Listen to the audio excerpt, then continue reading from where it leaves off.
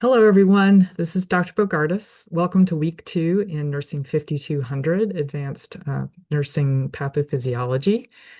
The topic for this week is immune function, and the week starts Tuesday, today, January 20th, and goes through next Tuesday, the 27th. We observed the Martin Luther King Jr. birthday holiday yesterday, January 19th, Monday. So all of your assignments will be due next Tuesday at 9 a.m. instead of the usual Monday. So to get oriented to the week, each week, just look into the weekly page at the top of the block. And the weekly page will give you the objectives for the week and the assignments. So you're going to be comparing and contrasting innate and adaptive immunity and analyzing the relationship between normal physiology and pathological phenomena produced by inflammation. You'll be reading chapter 2 in the Blueglass and Story textbook. You'll be completing a compare and contrast table, which will be credit, no credit. This is going to be the first of 3 tables, and this one is an opportunity for you to get feedback so that on the graded ones you do as well as possible. You'll have a quiz on chapter 2 material, and then you'll be annotating research articles. So you have some learning resources, but mostly reading the textbook will be sufficient for this week. And you have your assignments listed here under assignments and activities. For the compare and contrast table, there's an instruction and grading rubric linked here. There's also a resource with helpful information to help in comparing the innate and adaptive immune systems, which is again the topic of this compare and contrast table. And then you have the Dropbox to submit your Word document with a table in it. So just quickly looking at the compare and contrast table, instructions and grading rubric. As I said, there'll be 3 of these over the course of the semester. This first one is not graded. It is a credit, no credit assignment. I will give you feedback on it to help you improve on the second and third tables, which will be given number grades. And on the second and third compare and contrast tables, you'll actually get to choose what it is that you're comparing and contrasting. Generally speaking, 2 similar yet different diseases.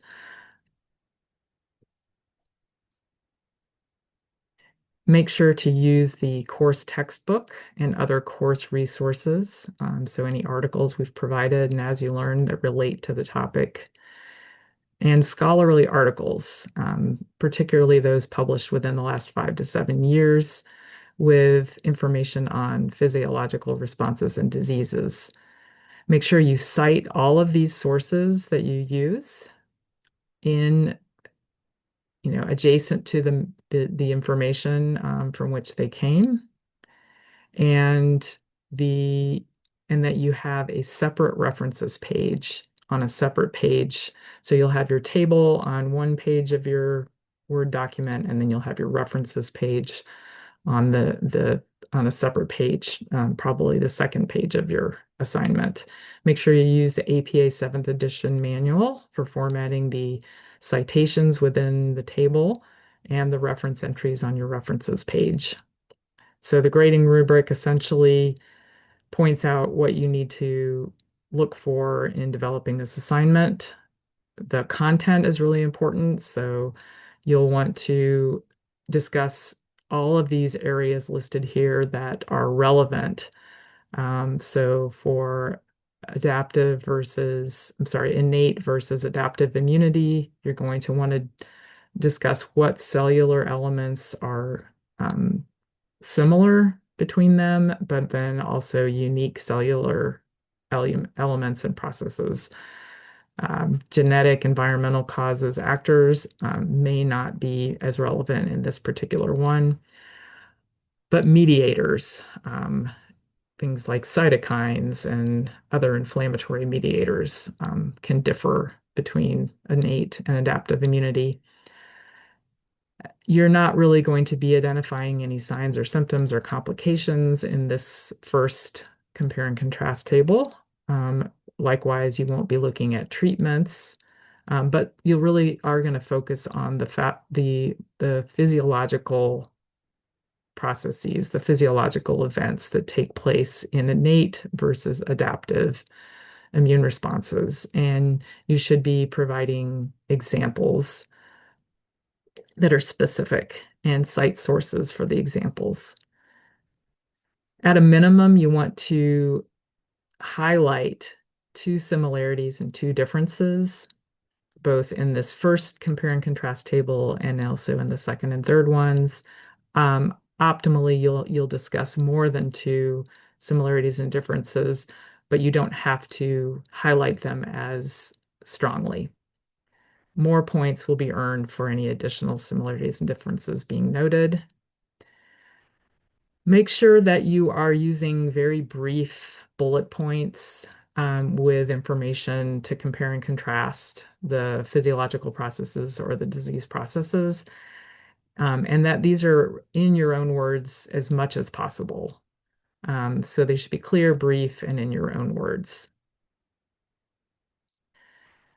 You should, again, cite sources, and I already listed the sources that should be used in these assignments. At a minimum, the textbook, and one peer-reviewed article published within the last 7 years.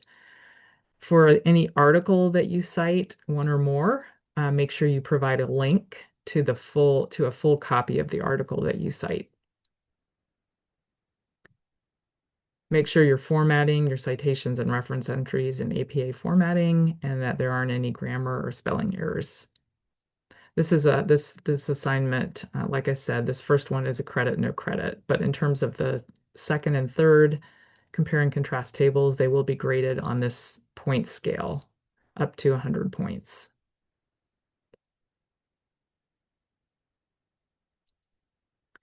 For the annotation, we have a external tool called Hypothesis. And essentially what you will do is you will read these instructions that are on the course page, annotate each of the two articles provided below, provide at least one annotation in each of the two articles by a certain date, and then two more annotations by a later date. In this case, because the week's beginning on a Tuesday, you can go ahead and make your first annotations, one annotation in each of the articles, basic immunology, diet and immune function, by next Tuesday. I'm sorry, by this Friday. Usually it's Thursday. And then one additional annotation in each of these two articles by next Tuesday at 9 a.m. So we have the instructions and grading rubric for the annotation assignments. Explains the purpose or the goal of the assignments, which is basically to get you really to engage meaningfully with articles on pathophysiological processes, diseases. The number of required articles and annotations are generally going to be two articles and two annotations in each of the two articles for a total of 4 annotations. But there will be some cases where you have less articles or less annotations required. So just pay attention to the instructions in the As You Learn course. You want to highlight a word or just a few words and then make the annotation that relates to the words you've highlighted, and make sure that each annotation is meaningful.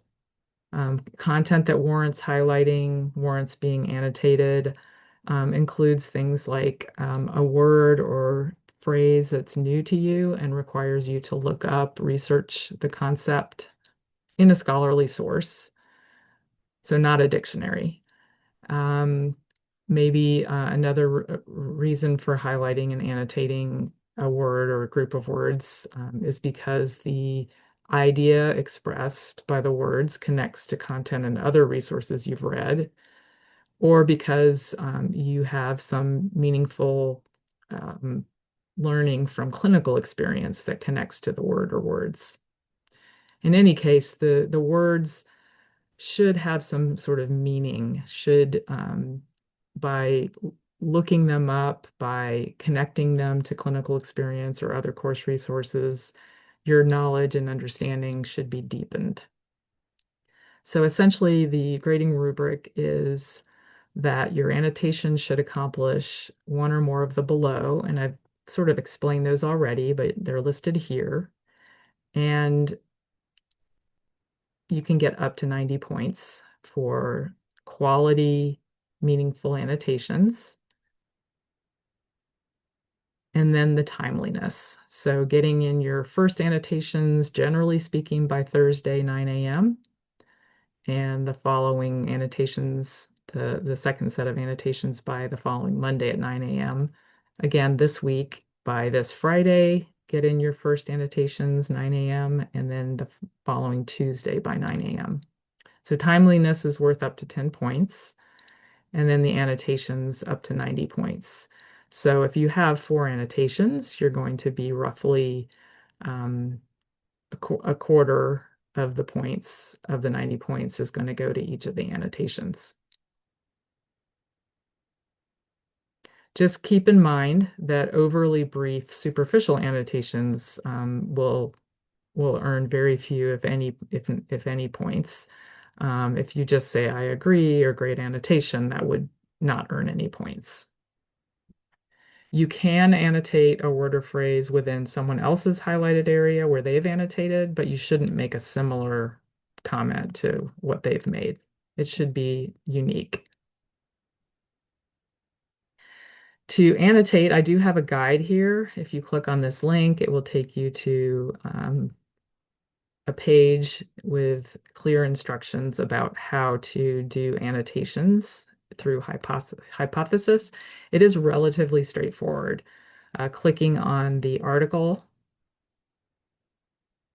reading the article, you can highlight that, make highlights that are only visible to you by selecting text and then selecting the highlight button. So if you just highlight, you get 2 buttons to select. You can select highlight, and that will only be visible to you. And that's just to help you maybe determine an area where you might want to make an annotation.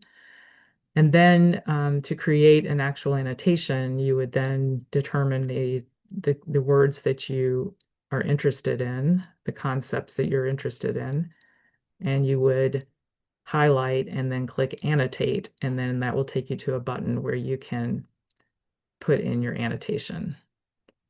And some of you have already started this, which is great. So you can see that it's pretty straightforward. No one needed this video to get in there and start doing the annotations. If you have any questions about this week's assignments, I will be holding group office hours tonight, starting at 7 p.m. And you can get on the class Zoom link by going to the top of the course, scrolling down, and clicking on group office hours Zoom link.